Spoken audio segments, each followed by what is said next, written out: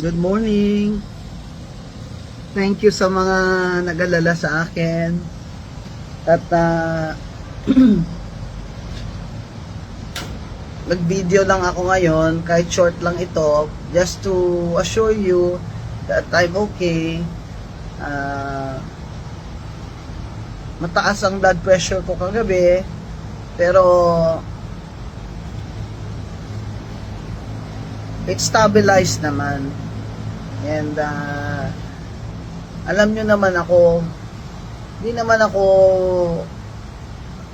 nagagalit kung hindi talagang sukdulan yung injustice or mali, di ba? Si BBM nga, di ba?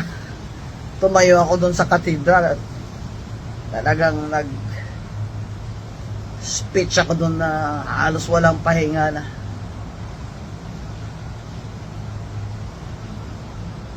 Banat talaga. Ito, hindi naman pwedeng palampasin yun pag inaalipusta ka na. Dinidefend ko nga ibang tao pag ginaganon sila. Sarili ko pa kaya.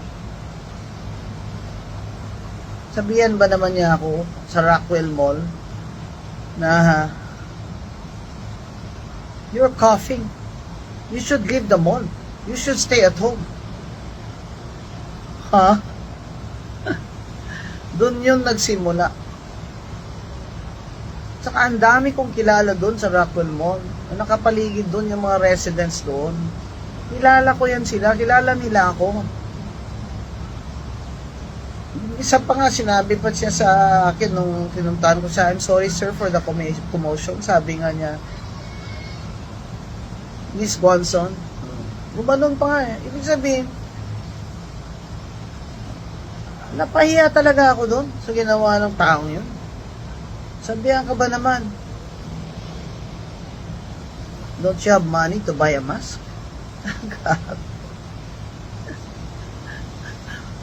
Bawal pala sa kanya kahit umubo ka lang minsan. Kahit nasa public place ka, Rockwell Mall ka. Ama yung mga tao doon, they're very courteous, ha? You say hello to each other, familiar faces. Obviously, hindi siya taga doon. Later we found out na hindi talaga sila taga doon. Kasi nung nasa police station na sila, syempre may mga ID na sila.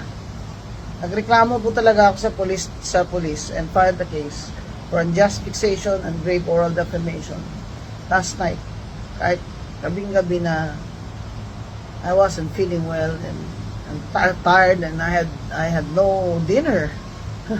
So I ate one mushroom pie and a bottle of water. But I'm okay now. I want to just to let you know that I'm okay. I'm just resting today. Ako tomorrow out of town pa ako to give a speech to the Philippine Institute of Certified Public Accountants.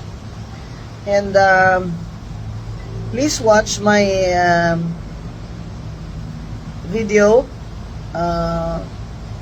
in PGMN, Peanut Gallery Media Network, and subscribe to my YouTube, Queen of Bardagulan. Kasi those are yan sa YouTube ko po. I will post my full video telling you what happened. Kasi many people naman na kontra sa akin, they're taking advantage of this to malign me. Pinapaalala ko lang po sa tumuha ng video na bawal po talaga sa batas yun, kaya pinagbabawal yun sa Rockwell Mall. You have violated my right to privacy and that is a criminal offense. Kaya sana po pag nakita nyo yung video ko later, maybe later this afternoon, ay mas makita nyo yung buong katotohanan and story, and you can comment and if you like to defend me in any Facebook post. Thank you very much. I'm okay. I'll just rest today. I'll stay home and rest today. I'm monitoring my blood pressure the whole day. But I'm feeling okay. Thank you. Thank you very much. To all those of you who are concerned for me and supporting me and who love me, thank you. Good morning. Thank you sa mga nag-alala sa akin. At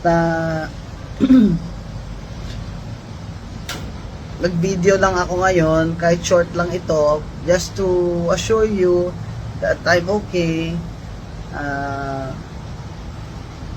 Mataas ang blood pressure ko kagabi, pero it's stabilized naman. And alam nyo naman ako, hindi naman ako nagagalit kung hindi talagang sukdulan yung injustice or mali, di ba? Si BBM nga, di ba? Tumayo ako doon sa cathedral at talagang speech ako doon na halos walang pahinga na.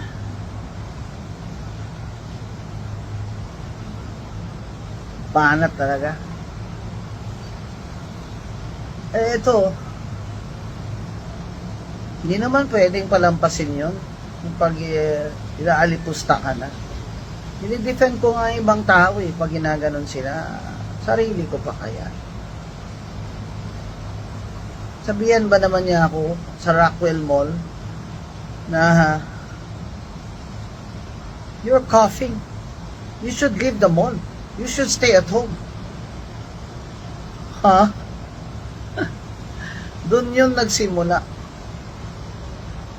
Saka ang dami kong kilala doon sa Rockwell Mall. Nakapaligid doon yung mga residents doon. Kilala ko yan sila. Kilala nila ako.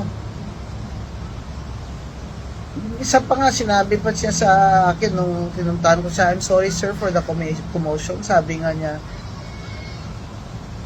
Miss Gonson. Gumanon pa nga Ibig sabihin,